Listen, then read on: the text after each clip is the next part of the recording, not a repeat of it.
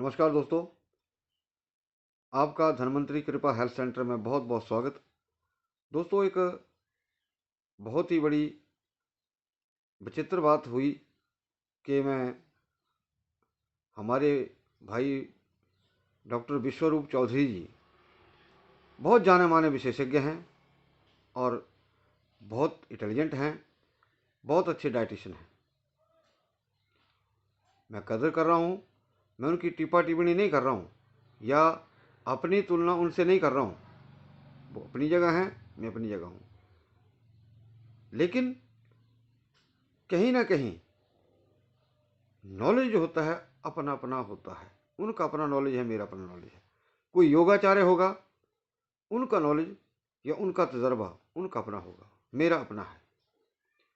तो दोस्तों, वो किसी व्यक्ति से बात कर रहे थे कि किसी व्यक्ति ने उनसे प्रश्न किया कि 4-5 साल का बच्चा है, उसके बाल झड़ रहे हैं। तो उनका यही जवाब था कि इसके पीछे कई फैक्टर हो सकते हैं, ये पूरा सारा डिटेल में जानना पड़ेगा, बच्चा क्या खाता है क्या पीता है। और साथ में ये भी बात कही कि जैसे 6 महीने के बच्चे को या 1 साल के बच्चे को डायबिटीज़ हो जाती है, तो उसके भी कई कारण हैं। दोस्तों, उन्होंने ये भी कहा कि इसके पीछे क्यों हो जाती है, इसका सही अनुमान नहीं है। लेकिन दोस्तों, हमने ये चीज़ खोज करके रखी है। 1 साल का बच्चा वो फ्रूट नहीं खा सकता। खाएगा, अपनी मर्जी से खाएगा, कितना नहीं खाएगा। दूसरी बात, एक मीडियम तबके का आदमी जो 8-10 हज़ार रुपया महीना कमाता है, अगर वो 200-250 रुपया डेली का फ्रूट खाने लगेगा, साथ में कुछ दवाइयाँ भी खाएगा, तो दोस्तों उसके परिवार के लिए जो रोटी है वो नसीब नहीं होगी। और दोस्तों, मैं एक चीज़ मैं दावे से कहता हूँ कि जो छोटे बच्चे हैं, 6 महीने के हैं, 1 साल के हैं, 2 साल के हैं, हमने ये रीज़न ढूंढा है। मैंने पिछले वीडियोज़ के अंदर डाला था, बताया था कि किसी भी कारण अगर किसी भी बच्चे का या किसी एडल्ट का जब हमारा मणिपुर चक्र कमज़ोर हो जाता है, जो सोलर प्लेक्सिस उसको बोलते हैं, जो हमारे खान पान को डाइजेस्ट करता है, हमारी प्रक्रिया को देखता है, जब वो बिगड़ जाता है, वो बिगड़ता है हमारे मणिपुर की चक्र की वजह से, जिसको एंड्रिनल ग्लैंड भी कहते हैं। मैंने बार बार समझाया था। और जब वो बिगड़ जाता है, बच्चों में टाइप 1 शुगर हो जाती है और बड़ों में टाइप 2। अब इसमें वही भेद आ जाता है कि जब जो टाइप 2 वाले हैं, उनका जो पेनक्रियाज है वो उतना इंसुलिन हार्मोन सक्रिय नहीं कर पाता, और जो टाइप 1 है उनमें जो इंसुलिन हार्मोन है वो बहुत कम, ना के बराबर वो कार्य करता है।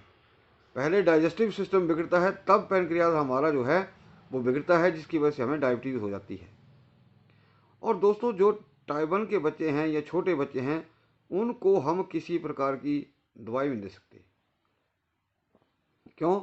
बहुत छोटे होते हैं, उनके जो ऑर्गन हैं वो भी छोटे होते हैं। उनको बाह्य रूप से ही, जिस प्रकार मैंने पीछे एक ऑयल तैयार किया था, कुछ लोगों ने डिमांड की थी तो मैंने तैयार किया, तो उसका लोगों को बहुत अच्छा रिस्पांस मिला। जिन बच्चों को कॉन्स्टिपेशन होती थी, कॉन्स्टिपेशन छूटी। जिन बच्चों का 300 और 400 की भी शुगर रहता था, वो भी कंट्रोल हुआ। और जो बच्चे 5 साल से ऊपर थे, उनको हमने हर्बल मेडिसिन ही दी। दोस्तों, हमारे पास किसी बड़ी फैक्ट्री का वो नहीं है या बहुत बड़ा हॉस्पिटल नहीं है। हमारा एक छोटा सा सेंटर है और हमारा एक ट्रेडिशनल तौर पर सिंपल जो लोहे की कढ़ाई होती है, उसमें भी हमारी ये जो हर्बल चीज़ है वो तैयार होती है। और इसके ऊपर जो मेहनत होती है वो हम लोग जानते हैं। तो ऐसी हर्बल चीज़ हम देते हैं जिसकी वजह से किसी को नुकसान भी ना हो, कोई साइड इफ़ेक्ट भी ना हो, और चाहे को बड़ा हो छोटा हो, हम मैक्सिमम जो गिलोय और दारू हल्दी से इसकी हर्बल चीज़ तैयार करते हैं, दवाई तैयार करते हैं, और पेशेंट के अनुसार जो उसकी तासीर है वैसी ही तासीर के अनुसार उसके साथ कॉम्बिनेशन देते हैं। कहने का मतलब कि जब हम जड़ों से किसी चीज़ को पकड़ लेंगे तब वो बीमारी काबू में आती है। और दोस्तों, एक चीज़ और कहूँगा, मरीज जो होता है उसको ठीक होने से मतलब होता है। उसको अंग्रेजी हो, देसी हो, होम्योपैथी हो, चाहे वो चूल्हे की राख क्यों ना हो, उसको फ़ायदा होनी चाहिए। और जहाँ उसको फ़ायदा होगा वहीं के गुण गाएगा। उसको ये मतलब नहीं होता, या मरीज को कोई मतलब नहीं होता कि इस डॉक्टर ने या इस वैद्य ने या इस आदमी ने मुझे क्या दिया। बस सिर्फ एक प्रश्न हो सकता है कि इस चीज़ का कोई साइड इफ़ेक्ट तो नहीं है, बस इसके अलावा कुछ नहीं। तो कहने का तात्पर्य है दोस्तों कि जब आप बारीकी से किसी चीज़ को जान लेंगे और वहाँ आप उसी के अनुसार अपना खान पान रखेंगे, वैसे ही चीज़ इस्तेमाल करेंगे, तो दोस्तों आपको निश्चित तौर पर फ़ायदा होता है। हमने देखा है कुछ हमारे जो लोकल पेशेंट होते हैं, 1 महीना दवा की परहेज कर लेंगे, शुगर नॉर्मल आ जाती है, लेकिन फिर कहीं शादी या कहीं दूसरे फंक्शन में चले जाते हैं, वहाँ 3-4 दिन दबा के खा लिया, रात को लेट भी सोए, हमारा फिर से पाचन तंत्र बिगड़ जाता है, और फिर वो 1 महीने तक वो शुगर का लेवल फिर से वैसे बना रहता है। फिर परहेज के ऊपर आते हैं। अब यही बढ़ने और बिगड़ने की प्रक्रिया जब आप ये बॉडी में चलती रहेगी या आप करते रहेंगे दोस्तों, कभी आप ठीक हो ही नहीं सकते। जैसे रबड़ को आप खींचेंगे, छोड़ देंगे, वहीं आ जाएगा।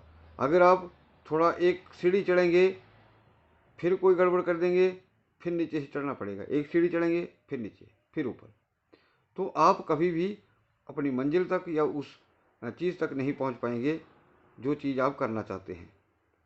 तो दोस्तों, कहने का मतलब ये है कि बहुत सारे हमने विभिन्न प्रकार के ट्रीटमेंट करके देखे हैं। अलग अलग जो इसके फार्मूले हैं, सूत्र हैं, जो एक शास्त्रीय योग भी हैं, जो लेटेस्ट योग भी हैं, हमने उनके ऊपर भी स्टडी भी किया है, उसके ऊपर तजर्बा भी किया है। तो दोस्तों, हमने कुल मिलाकर के ये सारी चीज़ें ढूंढ करके देख ली हैं।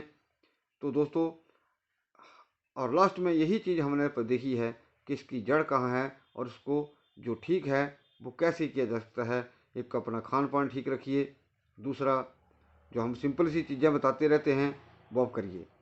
तो दोस्तों, मैं चाहूँगा कि आप इस वीडियो को ज़्यादा से ज़्यादा लाइक करें, शेयर करें, और चैनल को भी ज़रूर सब्सक्राइब करें। वीडियो को देखने के लिए बहुत बहुत धन्यवाद। नमस्कार।